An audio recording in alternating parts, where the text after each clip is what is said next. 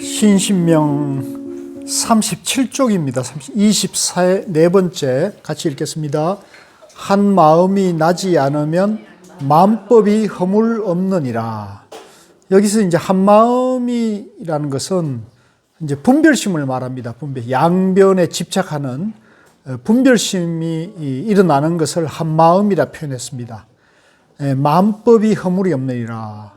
분별심 내지는 양변에 빠지지 않으면 이제 허물이 없는 거죠. 한 생각도 나지 않으면 마음법이 원흉무해하여 아무 허물이 없다는 것입니다. 이 허물이 없다는 것은 융통자재를 말한 것으로서 사사무예, 이사무예, 무장애법계가 바로 여기에 해당합니다. 이제 사사무예라는 것은 이제 우리가 이제 흔히 말할 때 일입니다. 일마다 걸리거나 장애가 없다는 거죠. 일마다 장애가 없는 걸 사사무예, 같이 봅시다. 사사무예. 예, 일이나 현상이나 어떤 것도 이제 장애가 없어요. 예, 모든 것이 원만한 겁니다. 그래서 그걸 사사무예라고, 고맙습니다. 사사무예라 그러고, 이사무예는 이제 이치와 현상, 이치를 사를 이제 현상을 말하는 거거든요. 이치를 본질이라 해도 되고, 사를 이제 현상이라 하기도 하고, 그 다음에, 이판사판 할 때, 이판은 이제 도를 닦는 스님들을 이판성, 이제 사판성은 도 닦는 스님들을 외호하고 또 보시 공양하는 그런 소임을 사는 걸 사판이라 그러죠. 그래서 이판사판인데, 이판사판은 한국 불교에만 있는 용어라는 얘기가 있어요. 근데 원래는 이게 이판사판으로 나눠지면 이게 안 되는 거예요. 이판사판으로 나눠지면 양변입니까? 중도입니까?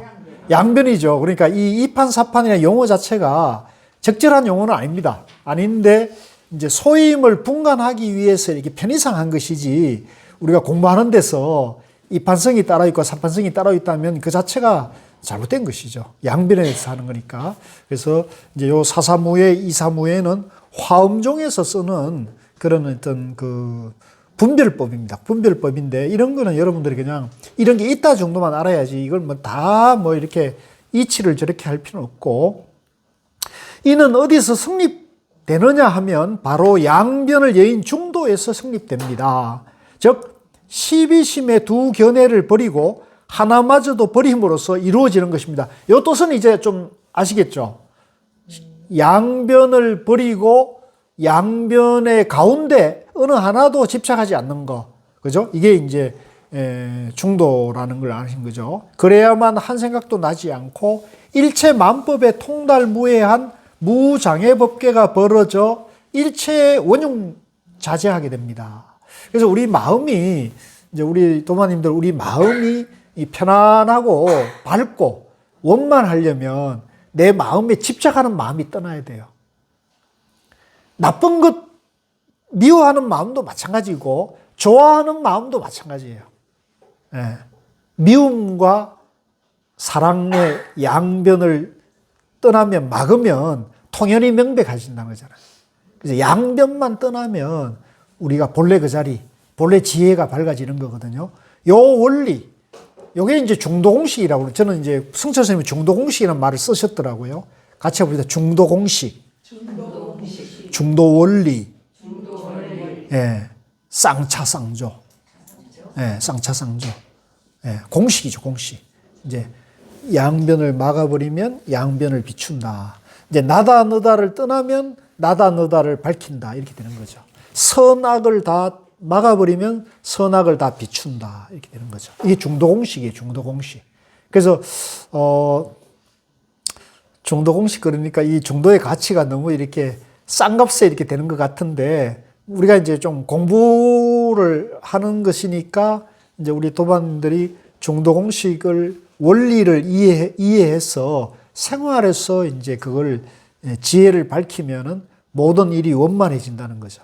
모든 장애가 없고, 모든 사업이나, 가게를 운영하거나, 인간관계에 있어서나 모든 것이 원만해진다. 그래서 사실은 이런 원리, 이런 중도는 어렸을 때부터 공부하는 게 좋겠죠. 그죠? 어렸을 때부터. 그래서 이제 어렸을 때부터 여러분들 손주나 자제분들에게 이 중도를 얘기해 주십시오. 중도를 자꾸 얘기해 줘가지고 이제 친구들하고도 원만하게 지내는 법, 그죠? 친구들하고 원만하게 잘 지내는 거. 일단 젊었을 때는 그게 중요하잖아요. 친구들하고 잘 지내는 게 중요하잖아요. 그런 것이 또 중요하니까 그렇게 하고요.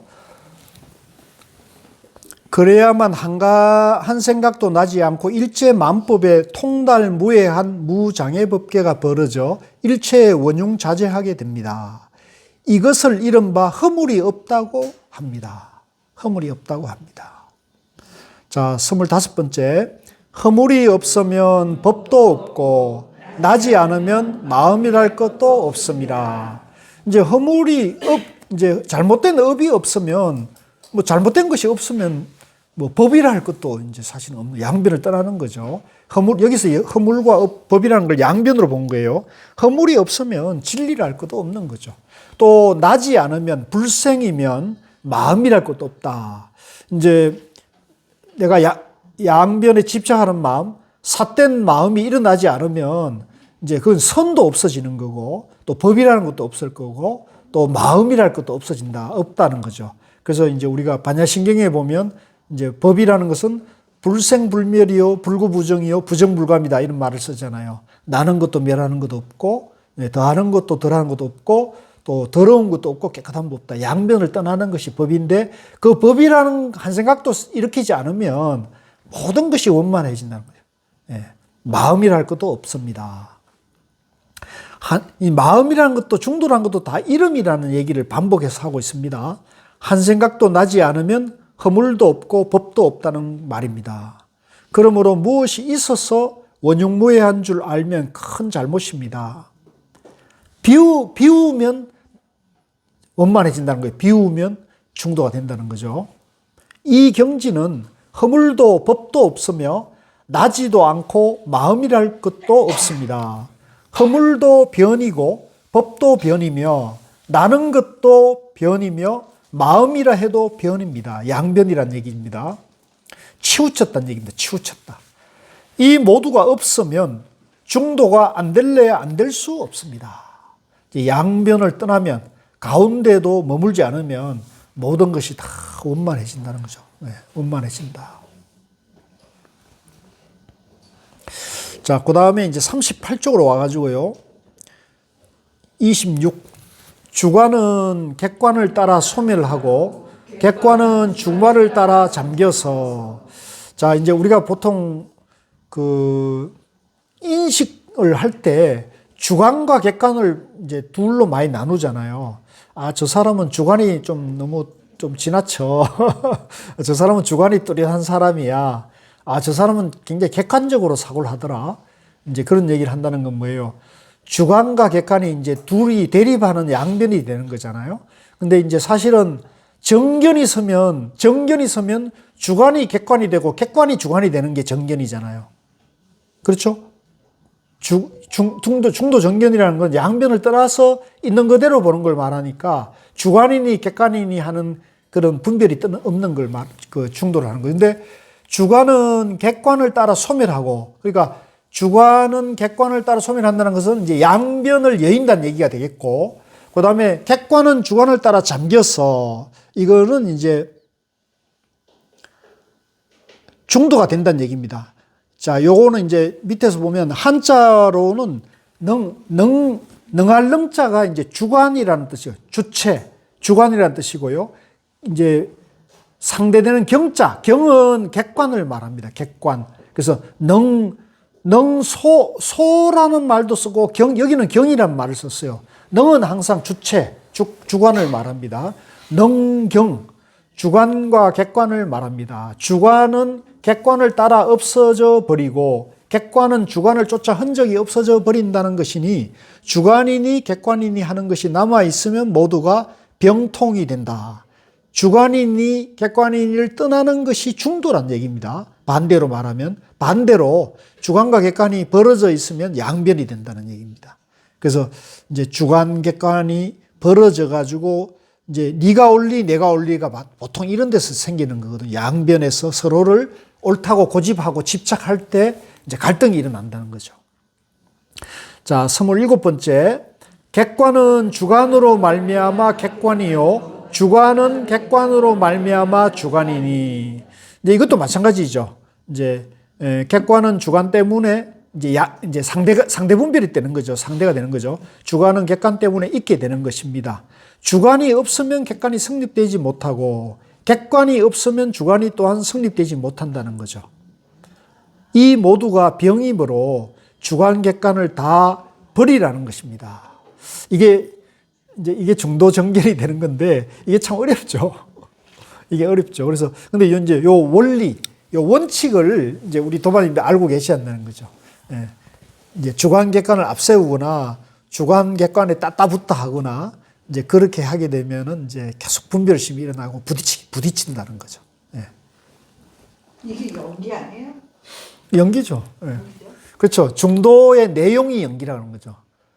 이제 나도 연기고 너도 연기고 주관도 연기고 객관도 연기고 중생도 연기고 부처도 연기고 교회도 연기고 절도 연기고 성당도 연기고 이 우주 만물의 중도 아닌 게 없단 말이에요. 그러니까 우주 만물의 존재 원리가 연기라 그러거든요. 연기를 이제 중도라는 거죠. 연기를 중도를 내용이 연기다 하는 거고. 그래서 붙여가지고 중도 연기라고 쓰는 거죠. 부처님 깨달음 세계가 중도 연기법이다. 같이 봅시다. 중도 연기법. 예, 강조하는 거죠. 강조. 근데 이제 요 뒤에 나옵니다만은 생멸 연기관이 있어요. 생멸 연기. 그거는 이제 나올 때 또 얘기를 하겠습니다. 그러니까 일단은 중도 연기라는 거는 우주 만물의 모든 존재들이 중도 연기로 존재한다. 중도 연기로 존재한다는 것이고, 과거도 연기고, 지금도 연기고, 미래도 연기니까 오직 뭐밖에 없어요?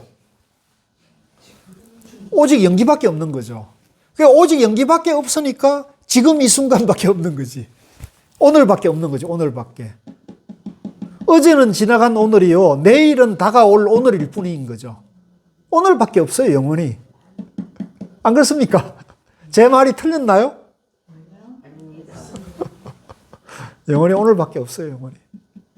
그리고 이제 우리가 하루를 24시간이라는 기준을 정해놓고 우리가 태양력을 기준으로 삼아놓고 365일이 있는 거지. 사실은 태양을 기준으로 해놓고 보면 태양은 항상 그 자리에 빛나잖아요.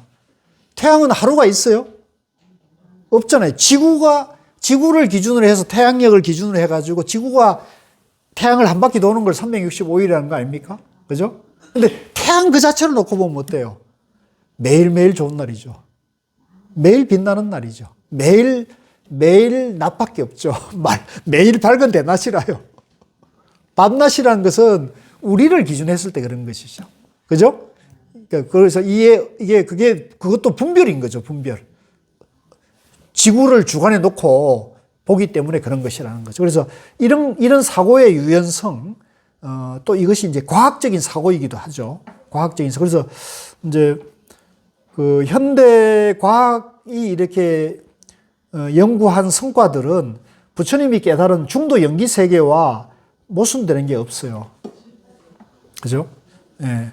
뭐 원자, 이제 중성자, 과거에는 원자가 이제 우리 물질의 최소 단위라 그랬는데, 우주의 물질의 최소 단위라 그랬는데, 원자를 분석해 보니까 이제 양성자, 중성자, 전자로 이루어져 있더라. 그럼 그 양성자, 중성자는 또 뭐로 이루어졌는가를 연구해 보니까 힉스라는 게 나왔다는 거예요. 힉스.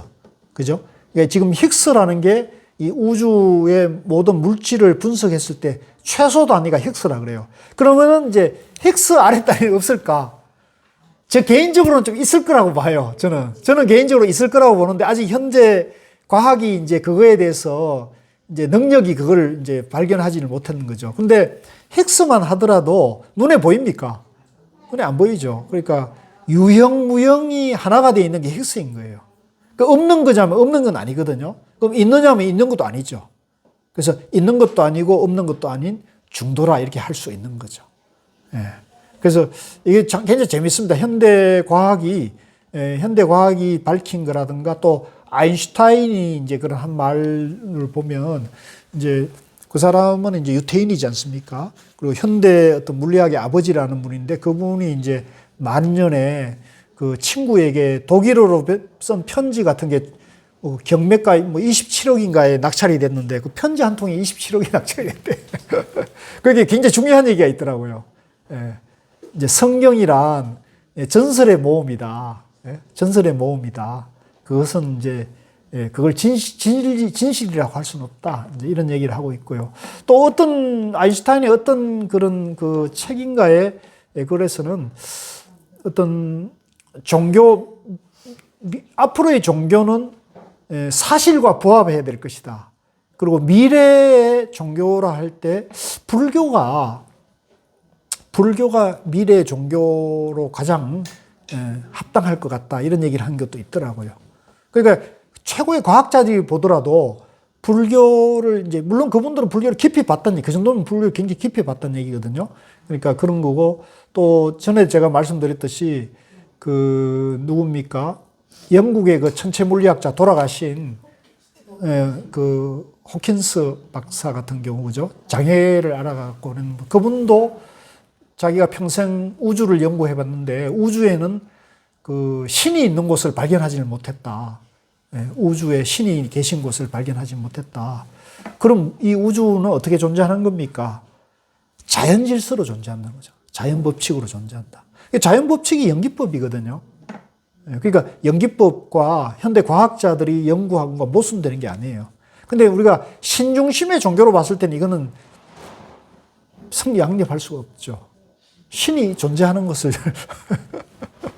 그리고 최근에 이제 우리 가장 핫한 게 챗 GPT라는 거잖아요. 근데 이 챗 GPT도 하루게 다르게 기술이 발견하는데 가장 최근에 나온 거는 챗 GPT는 이제 언어 문자, 기호로 되어 있는 문서를 읽어 들어가지고 인공지능의 이제 분석, 추리, 이제 사유 능력을 갖춘 건데 최근에는 사진을 해독한다는 거예요. 전에는 그림을 요 앞 버전에서는 그림을 해독을 못했는데 이번에는 그림을 해독했대요. 그러니까 이게 상당히 진화하고 있는 거죠. 그러니까 하루가 다르게 계속 진화하고 있는 거죠. 그림을 해독했다면 그림을 입력을 시켰겠죠. 풍선은 하늘로 날아간다. 이런 기능을 이제 입력시켜 놓으니까 풍선 꾸러미를 이렇게 해가지고 이거 앞으로 어떻게 될 것 같아. 그러니까 이제 날아갈 것이다. 그래서 이제 제가 드리고 싶은 얘기는 이 챗 GPT와 같은 그런 인류 문명의 이제 최고 첨단 기술 문명과 부처님의 깨달음 세계와 모순되는 게 아니라는 거죠. 모순되는 게 아닌데 다 그런 것을 불교적인 교리로는 해석할 수가 있습니다. 중도 연기로. 그러니까 챗 GPT도 부처님입니까? 부처 아닙니까? 중도 연기입니까? 중도 연기 아닙니까? 왜 아니에요? 챗 GPT는 왜 중도 연기가 아닙니까? 아, 우리 이제 선생님께서는 살아있는 생물만 중도 연기로 보는 거군요. 이거는 중도 연기입니까? 중도 연기 아닙니까? 중도 연기. 이거 중도 연기입니까, 선생님? 중도 연기. 그냥 물건인데. 예. 이게 이제 종이와, 그죠? 종이와 플라스틱으로 만들어져 있잖아요. 종이와 플라스틱도 결국은 자연에서 채취한 걸로 지금 인공으로 만들어낸 거잖아요. 그죠? 그러면 이게 이제 최소 단위가 힉스 아닙니까? 힉스로 이루어진 거잖아요. 그죠? 그러니까 이것도 생명이 있든 생명이 없든 연기로 이루어져 있는 거죠. 그래서 이제 부처님은 그 금강경에 보면 구류중생이라고 표현하고 있거든요. 9가지 종류의 중생이 있다. 생명이 있는 것이든 생명이 없는 것이든 알로 태어났든 태로 태어났든 이제 진화해서 났든 그다음에 영혼이 있든 영혼이 없든 그죠? 그러니까 그런 9가지 안에 이걸 다 구류 9가지 중생 안에 생명이 있든 생명이 없든 모양이 있든 모양이 없든 정신적인 것이든 간에 다 이걸 중생으로 보는데 그게 전부 연기로 존재한다고 보는 거예요. 그러니까 이것도 뭡니까? 연기로 존재하는 거죠. 연기로 존재하는 건 불성입니까? 불성 아닙니까? 불성인 거고, 연기가 중도가 부처니까 이것도 부처예요, 부처 아니에요? 이것도 부처고, 챗GPT도 뭐예요? 부처죠. 부처로 봐야 되는 거죠. 로봇 부처고. 모든 것이 부처 아닌 게 없는 거죠. 그러니까 불교에서는 다 해석이 가능한 거죠. 인공지능은 뭐예요? 부처죠. 인공지능도 부처인 거예요. 중도인 거예요, 중도. 연기인 거죠. 이해되십니까? 예. 그러니까 현대 여러 가지 과학기술 문명에 새로운 연구가 나오더라도 여러분들이 중도 연기를 정확하게 이해하고 있으면 탁탁탁탁 이렇게 정견이 이제 세울 수 있는 거죠. 그래서 이제 이 불교의 지혜로 보면은 이 세상의 변화가 굉장히 지극히 자연스럽고 인연에 따라서 계속 변화할 수 있는 거죠. 이제 그 가운데서 이제 이런 건 있을 수 있죠. 바른 가치관일 때 이것이 이제 모든 생명과 무생명에게 이익을 주는 것이냐, 해를 주는 것이냐는 판단은 있을 수 있잖아요. 가령 우리가 원자라는 것을, 원자 물리학을 연구했을 때 원자 물리학 자체는 가치 판단이 없지만 원자를 폭탄으로 만들어서 적을 살상하는 데 쓰면은 뭐 어떻게 돼요?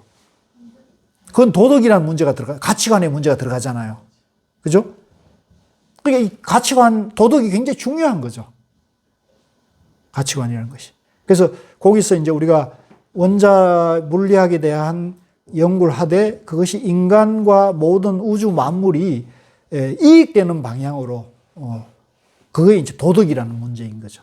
근데 그게 마비돼 가지고 이제 내가 이익 보기 위해서 저놈들, 나하고 생각이 나쁜 놈들인데 원자탄을 갖다가 이러면 이제 나쁜 놈이 되는 거죠. 예. 굉장히 위험한 것이 되는 거죠. 예. 그래서 우리가 이제 이런 시대일수록 이제 지금 그 챗 GPT나 인공지능이 앞으로 이제 저 생각할 때는 인공지능이 모든 우리 생활에 다 들어올 거예요. 들어오게 되면 이제 더 중요한 거는 우리 도덕과 가치가 굉장히 가치관이 바로 서는 게 굉장히 중요하다. 그게 마비되면은 이제 로봇이나 인공지능이 이제 인간을 그죠? 지금 이제 이미 압도했으니까 압도해가지고 그 인공지능을 가진 AI가 인간을 함부로 대하지 않으리라는 보장이 없잖아요. 네. 그래서 지금 굉장히 이제 급변하는 시대에 와 있고 여기에 대해서 좀 이제 인류가 지성을 모아야 되는데 인류의 지성이나 지적 능력이 이제 이 자본을 따라가지 못하는 거죠. 이제 이 AI라는 것은 이제 자본의 논리 속에서 이제 누가 더 빨리 과학기술을 발견해가지고 시장을 잠식해가지고 그죠? 이제 이 헤게몬을 잡느냐 이런 논리이다 보니까 이건 치열하게 밤낮 없이 이제 싸우는데 이제 이 가치관이나 도덕을 세우는 문제 이런 건 정치의 영역이 최고의 저건데 정치인들이 싸우느라고 이런 어떤 인류의 미래에 대해서 고민합니까 안 합니까? 참 안타까운 일이죠 그런 면에서. 네. 그래서 어쨌든 이 종교계가 제 생각엔 그래요. 종교계나 철학자들이 이런 얘기를 계속 해줘야 된다는 거죠. 계속 해줘야만이 이 인류의 미래가 앞으로 어떻게 흘러갈 거며 여기서 정말 우리가 인류가 행복하게 잘 사는 길이 무엇인가에 대해서 꾸준하게 이제 이런 거에 대해서 고민하고 또 논의도 하고 또 지혜도 모아가야 되는 그런 시대인데 좀 잘 되겠죠. 자, 그래서 27이죠. 아까 27. 객관은 주관으로 말미암아 객관이요. 주관은 객관으로 말미암아 주관이니 객관은 주관 때문에 주관은 객관 때문에 있게 되는 것입니다. 주관이 없으면 객관이 성립되지 못하고 객관이 없으면 주관이 성립되지 못한다는 말입니다. 이제 연기라는 겁니다. 주관도 연기, 객관도 연기, 중도. 이 모두가 병이므로 주관, 객관을 다 버리라는 것입니다. 양변에 치우치면은 이제 대립하고 갈등이 일어난다. 근데 양변에 집착하지 않으면서 상대와 나가 둘이 아니다. 주관도 연기고 객관도 연기다. 이렇게 보면은 이제 중도가 되어가지고 쌍차쌍조가 된다. 다 사는 길이 나온다는 거죠. 자, 28 읽겠습니다. 양단을 알고자 할진된 원래 하나의 공인이라. 여기 양단은 이제 양변을 말하는 거죠. 주관, 객관을 말하는. 주관이니 객관이니 하는 두 가지 뜻을 알고자 한다면 원래 전체가 한 가지 공으로 공하였음을 알아야 한다. 여기 이제 공이라는 거는 연기를 공이라 한 거예요. 연기. 주관도 공이고 연기고 객관도 연기고 우리 도반님들 연기고 저도 연기고 저 법당에 있는 약사열의 부처님도 연기고 그죠? 이 컵도 연기고 목탁도 연기고 우주 만물에 연기 아닌 게 없단 말이에요. 이게 형상이 있던 정신세계든 다 연기로 이루어진다는 거. 그래서 이걸 우주 만물이 연기로 존재한다. 그 연기를 중도로 한다는 거죠. 또 연기 중도를 공의로 한다. 또 무아로 한다. 무아. 그래서 중도, 연기, 무아, 공의 다 이름 단어는 다르지만 똑같은 내용을 말한다. 부처님 깨달음 세계를 말하고 우주 만물의 존재의 원리다. 이 공식 이게 이제 하나의 공식입니다. 그래서 양극단을 알고자 할진대 원래 하나의 공이다. 양변 나다 너다 나 너 선 악 부처 중생 옳고 그름 유무 이것이 전부 연기란 말이죠. 그리고 연기 공이니까 원래 하나의 공이다. 원래 하나의 연기다. 원래 하나의 중도다. 이런 얘기죠. 주관이니 객관이니 하는 두 가지 뜻을 알고자 한다면 원래 전체가 한 가지로 공하였음을 알아야 한다는 뜻입니다. 주관도 객관도 찾아볼 수 없는 것이 근본 대도인데 주관 객관을 따라간다면 이제 양변에 집착을 한다면 모두가 생멸법이 되고 만다는 것입니다. 그거 믿을 것이십시오. 이게 이제 문제거든요. 모두가 생멸법이 되고 만다는 것입니다. 생멸법은 아까 제가 이제 우리 부처님 깨달음은 연기법이라 그랬잖아요. 연기법은 나도 연기, 너도 연기, 그죠? 일체 만물이 연기인데 그 연기를 잘 보세요. 그 연기를 생하고 멸하는 것이 있다고 보는 게 생멸연기법이에요. 근데 생도 연기고 멸도 연기니까 생하고 멸하는 것이 본래 없다. 불생불멸이다 보는 게 중도연기법이에요. 이해되십니까? 그러니까 중도연기는 불생불멸로 보는 거고 생멸연기는 생멸로 보는 거예요. 이해되십니까? 좀 어려운 얘기인데 잘 이해하시네. 아주 어려운 얘기예요.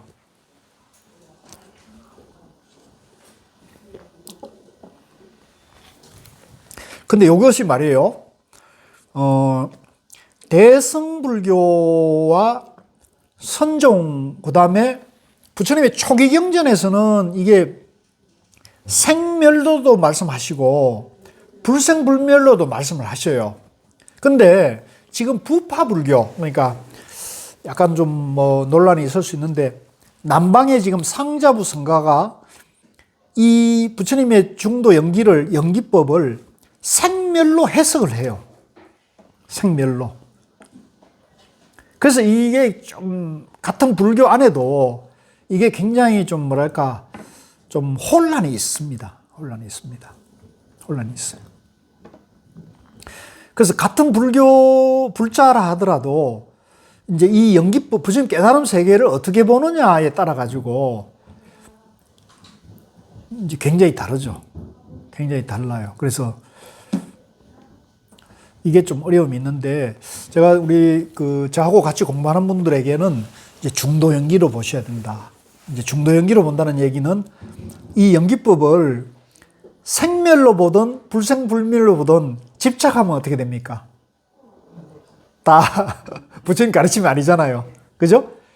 그러니까 그렇게 봐야 되는. 근데 이제 남방 상자부 공부하고 오신 분들은 생멸로 보는 건 부처님 가르침이고 불생불멸로 보는 중도 연기로 보는 건 부처님 가르침이 아니다고 봐버려요.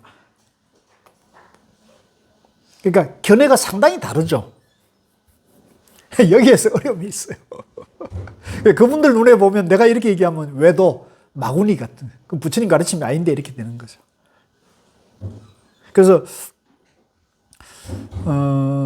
이거는 좀 전문적인 얘기인데 우리 한국 불교가 지금 어려움에 좀 처한 것도 이런 문제가 있는 거예요. 이 사상적인 혼란이 있는 거예요. 이런 사상적인 혼란은 수행을 열심히 한다고 뭐 장자부라 한다고 뭐 용맹정진한다고 이렇게 되는 건 아니에요. 이거는 교리적인 문제이기 때문에 여기에 대해서 깊은 연구를 해가지고 왜 그것이 잘못된 견해인지에 대해서 부처님이 경전적 근거를 찾아가지고 논파를 해야 되는 건데 그런 연구는 지금 우리가 굉장히 뒤처져 있어요. 저는 그게 좀 아쉬운데 뭐 이거는 개인이 이렇게 하기도 쉽지 않은 문제이기도 해서 저는 이제 우리 성철 스님께서 백일법문이나 법문에 많은 걸 풀어놨기 때문에 제가 그걸 봤을 때는 전혀 혼란이 없고 이걸 극복할 수 있는 그런 충분한 저력이 있다고 저는 봤고 또 고우 스님께서도 그렇게 말씀을 하셨고 그래서 저는 그런 혼란을 빨리 극복을 했는데 이제 아직 그런 혼란에 빠져 있는 분들이 있으니까 좀 안타까운데 이제 요거는 뭐 전문가들의 세계니까 여러분들이 그까지 크게 신경 쓸 건 없고 일단은 여러분들은 그냥 우리는 성철 스님께서 하신 말씀을 좀 참고하셔가지고 공부하시면 큰 어려움은 없을 것이다 이렇게 보고 있습니다. 자, 그래서 그 생멸법이 되고 만다. 생멸법이 되고 만다는 것은 이제 제가 조금 쉽게 말씀드리면 생사윤회 안에서 도 닦는 얘기를 하는 거예요. 깨달음을 추구하는 얘기를 하는 거예요. 생사윤회 안에서 깨달음을 추구하면 생하고 태어나서 늙고 병들어 죽는 내가 있다고 보는 거예요. 내가 여기 있습니까? 내가 있습니까? 있기도 하고 없기도 하고. 그러니까 부처님의 깨달은 눈으로 보면 내가 여기 있다 그러면 양변에 떨어진 것이 되고, 그죠? 그러니까 내가 여기 있다고 하는 것은 중도로 존재하는 거죠, 그죠? 그래서 여기 중도 연기가 말하고 공부하고 있는 존재, 우리가 지금 이렇게 중도 연기가 존재하는 것이 깨달음 세계의 얘기고, 내가 만약 여기 있다, 실제 한다고 보면 이건 양변에 떨어진 거란 말이야. 그러면 내가 부처님의 깨달음 세계를 이해한 것이 됩니까? 이해를 못한 것이 됩니까? 이해를 못한 것이 되잖아요. 그래서 이해를 못한 사람이 부처님 깨달음을 추구한다면 깨달을 수 있겠어요? 못 겠어요? 못 깨치죠. 왜냐하면 부처님 깨달음이 뭔지를 이 사람이 어디로 가야 어떻게 닦아야 서울에서 부산 가는 길을 모르고 있는데 무작정 서울에서 부산 가고자 한다고 되는 건 아니잖아요. 이제 그 얘기가 마찬가지거든요. 그래서 우리가 이렇게 공부하는 것은 경전과 어록을 공부하는 것은 이제 비유하자면 서울에서 부산 가는 것이 깨달음 세계면 부산이 어디에 있는지 깨달음 세계가 어디 있는지를 이제 정확하게 지도를 통해서라도 갔다 온 사람들의 그 경험이 이제 경전이니까 어록이니까 그걸 통해서라도 우리가 이제 어디에 금강산이 어디 있고 부산이 어디에 있는지를 알고 가자는 얘기거든요. 그래서 이제 모두가 생멸법이 되고 만다는 것입니다. 그러면은 이제 생사윤회 안에서 깨달음을 추구하니까 이렇게 해가지고 양변에 떨어져서 공부하니까 영원히 깨달을 수 없고 영원히 생사윤회 안에서 이제 도 닦는 얘기를 하니까 이거는 이제 영원히 생사윤회를 벗어날 수가 없다. 반대로 내 존재 원리가 중도고 영기고 내가 이미 존재 자체가 깨달음이 완성되어 있다고 이해하고 정견을 세우고 믿고 가면 공부가 쉽겠어요? 어렵겠어요? 제가 볼 때는 그게 굉장히 쉬운 거예요. 그렇게 되면 쉬워지는 거예요. 왜냐하면 내가 내 존재 자체가 존재 원리로 내가 이미 부처님이 깨달음 세계가 내 안에 다 갖춰져 있다는 거죠. 나만 그런 게 아니라 모든 존재가 그런 깨달음의 존재 원리가 보편되어 있는 거란 말이에요. 보편. 그걸 이제 우리가 보조라는 말 쓰거든요. 두루 비춰진다. 따라해보세요. 보조. 이제 우리가 이번에 장흥보림사에 가면 장흥보림사의 계산조가 보조 체진국사예요. 그 국사 이름이 보조예요. 보조. 우리 보조 진울국사가 있지만 그 앞에 그 앞 시대에 이제 통일신라 시대에 보조 체진국사가 있습니다. 아주 고성이었죠. 우리 해동 3조가 되는 분이 있는데 이분의 법호가 보조, 보편적으로 비추고 있다. 비추고 있다. 그러니까 하늘의 태양은 안 비추는 게 없잖아요. 그죠? 우리 자성도 다 깨달음이 다 밝아져 있는데 밝아져 있다는 것을 이제 보편되어 있다는 거죠. 그리고 이걸 알고 하면은 좀 자신감도 생기고 좀 용기도 나고 그죠? 조금 당당하죠. 저는 그렇게 봅니다. 좀 당당할 수 있다. 그러니까 이렇게 자신감과 믿음, 그 다음에 용기를 내면은 이제 어려움을 닥치거나, 그죠? 우리가 이제 일상을 살아가다 보면 크고 작은 어려움을 만나잖아요. 그러면 그 어려움을 만났을 때 내 안에 내가 이제 나를 믿고 내가 이제 그런 지혜와 능력을 내가 가지고 있다는 것을 내가 공부하고 믿고 그걸 계속 개발하는 사람은 이제 일상에 부딪히는 크고 작은 어려움을 극복할 수 있는 자기 내면의 이제 용기와 힘과 지혜를 이제 빨리 이제 회복할 수가 있다는 거죠. 아시겠습니까? 이게 이제 선이 갖고 있는 지혜인 거죠.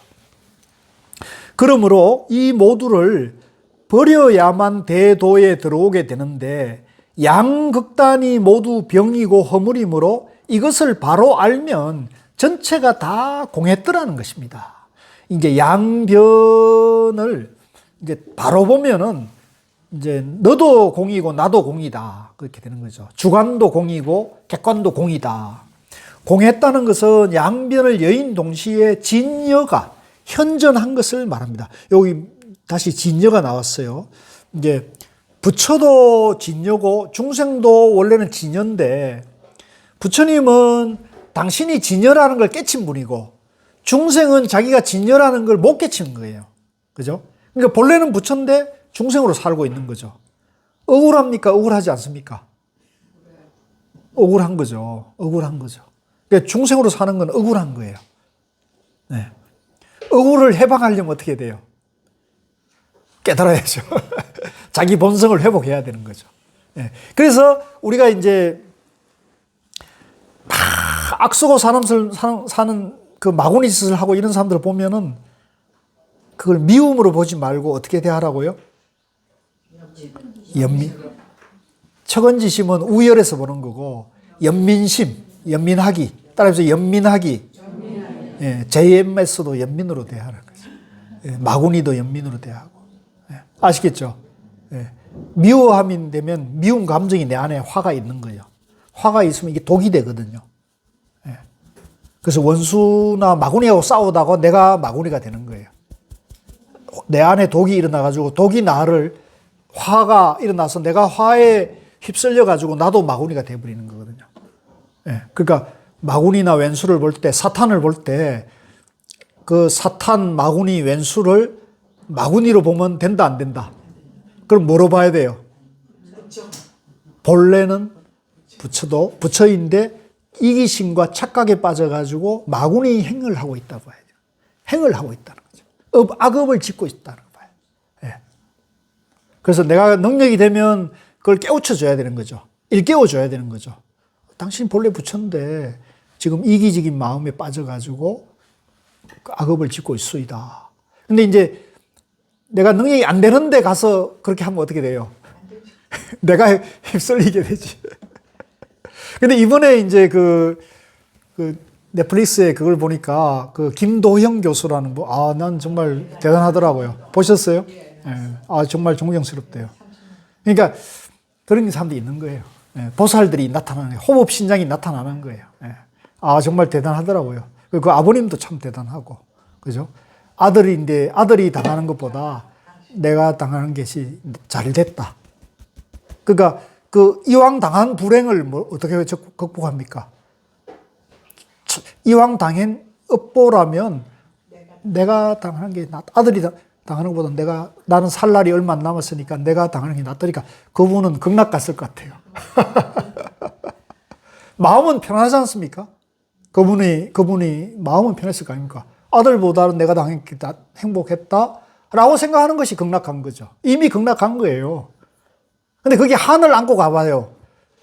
그 어른이 내가 왜 우리 아들 저놈이 저렇게 왜 자꾸 저렇게 관여해가지고 나까지 이렇게 화를 입었느냐 그러면 이거는 업을 안고 가는 거잖아요. 그러면 아들인데도 한이 되잖아요.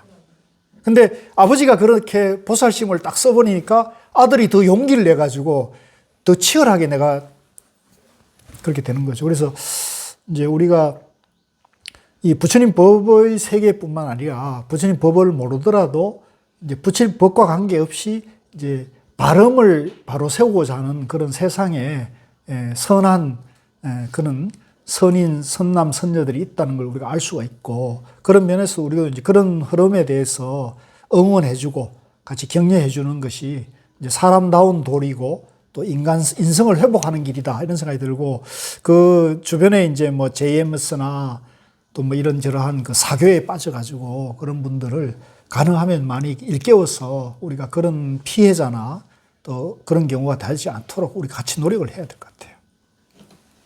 이제 그런 과정이 이제 우리가 이렇게 공부하는 것이기도 하거든요. 우리가 바른 공부를 하는 거죠. 자, 그 다음에 이제 29 하겠습니다. 하나의 공은 양당과 같아서 삼라만상을 함께 다 포함하여. 자, 이런 말들이 참 어려워요. 이제 하나의 공, 하나의 영기, 하나의 무아, 하나의 중도는 양극단과 같다는 거예요. 이런 게 좀 어렵죠. 자, 근데 이게 한번 보세요. 우선 양변은 나다, 너다, 부처다, 중생이다, 이제 불교다, 기독교다 하는 것이 모든 존재가 중도로 존재한다는 건 이해하시잖아요. 모든 존재가 영기로 존재한다는 건 이해되시잖아요. 그러니까 선도 영기고 악도 영기니까 양단이 모두 공하다는 건 이해되죠. 그러면 중도도 공이고 영기고, 그죠? 주관도 영기고 객관도 영기고, 교회도 영기고 절도 영기고 성당도 영기단 말이에요. 영기로 존재하는 거죠. 그러니까 삼라만상을 함께 다 영기단 말이에요. 삼라만상이 영기 아닌 게 없다는 것이 되죠. 그죠? 근데 그러면은 주관과 객관이나 불교와 기독교 뭡니까? 그거는 생각인 거죠, 생각. 분별심인 거죠. 분별심인 거죠. 하나님, 부처님, 교회, 성당, 알라신, 예수님, 공자, 맹자, 이건 생각인 거죠.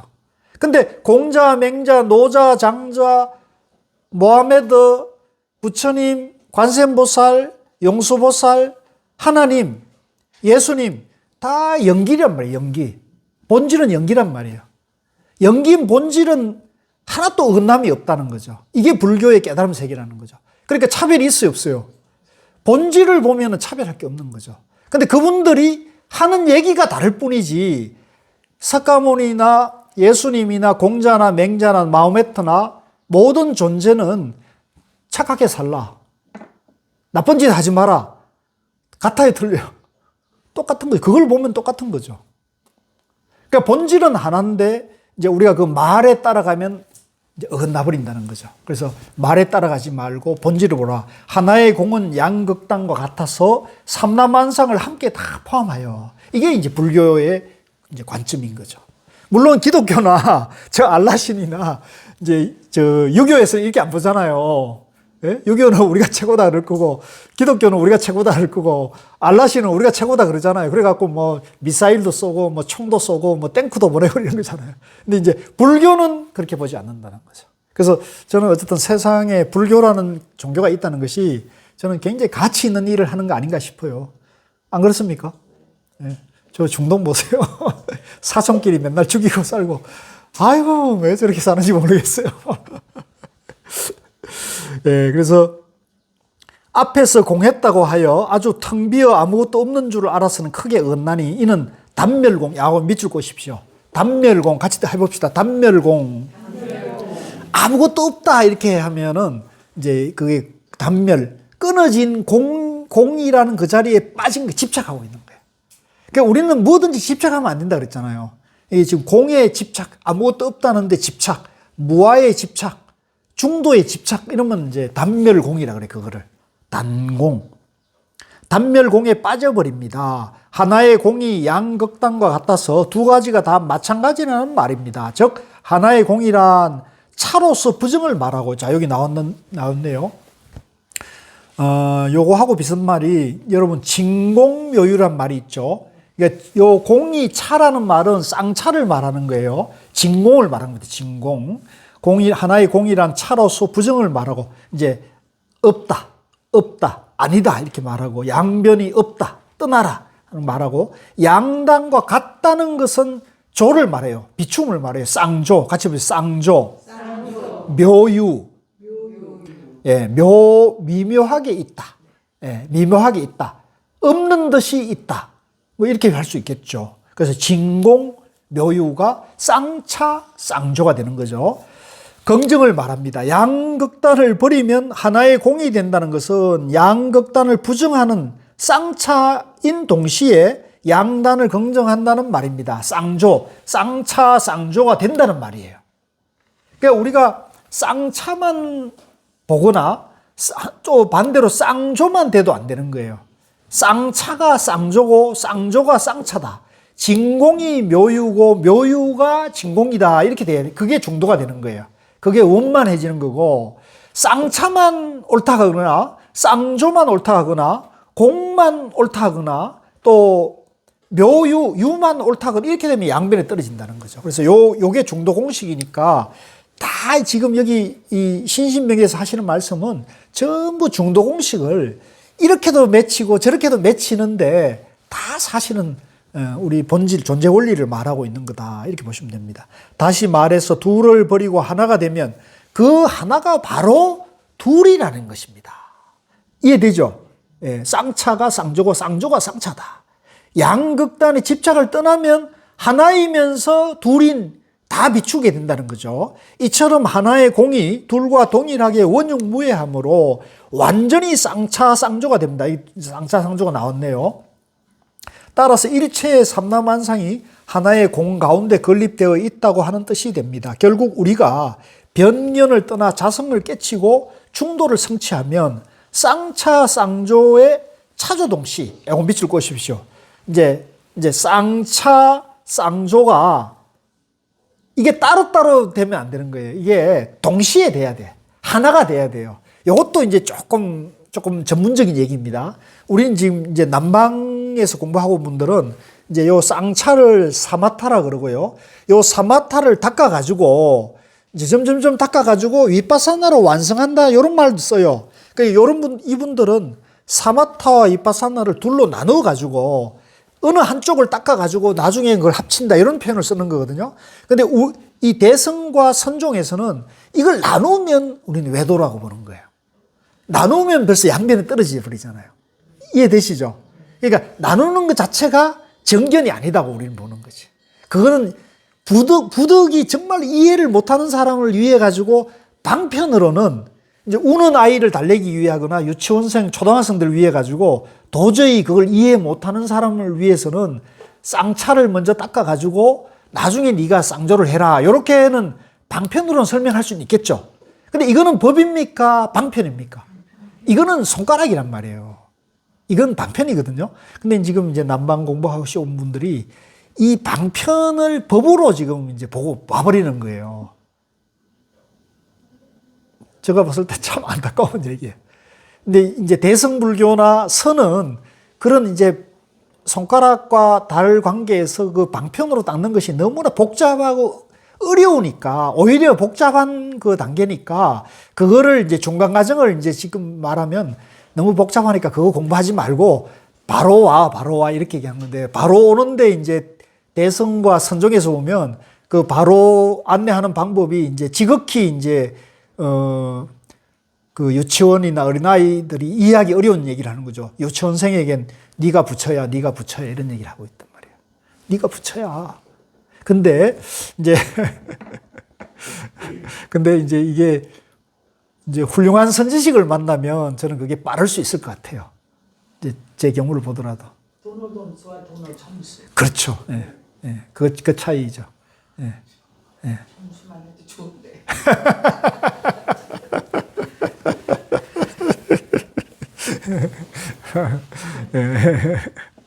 그래서 이제 요거는 좀 전문적인 얘기이지만은 이제 여러분들이 그런 차이가 있다는 정도를 이제 양변을 이제 그 수행 안에도, 불교 안에도 이제 방편과 이제 법, 이제 달과 손가락의 관계가 있다고 여러분도 보시면 된다는 거죠. 그런데 우리가 공부하고 있는 이 선종, 한국 선은 이제 쌍차, 쌍조가 차조 동시, 따라해보세요. 차조 동시. 그러니까 차와 조가 동시라는 거죠. 그러니까 차와 조가 동시라는 얘기는 쌍차가 쌍조고 쌍조가 쌍차라는 얘기거든요. 항상 중도 정견이 돼야 된다는 얘기가 되는 거예요. 이게 참 어려운 얘기예요. 그러니까 사실은 이것만 이해를 여러분들이 확 하면 이 세상을 보는 눈이 확 뒤집어지는 거거든요. 쉽게 설명해서 손 씻을 때 예. 손 바닥도 씻어야 되고 손 등도 씻어야 그렇지. 깨끗해지는 건데 예. 바닥만 씻는다고 해서 뭐 그치. 더러운 게 묻으면은 그렇지. 손바닥만 열심히 닦으면 안 되지. 손등에 세균이 없나든지 코로나 바이러스가 붙어 있으면 아무 소용 없는 거죠. 그러니까 바닥도 닦고 손등도 닦고, 그죠? 다 닦아야 된다는 거지. 근데 그거를 닦을 때 동시에 닦으라는 얘기지. 그죠? 예. 그렇게 하면 그 얘기 이제 좋은 비유 같네요. 예.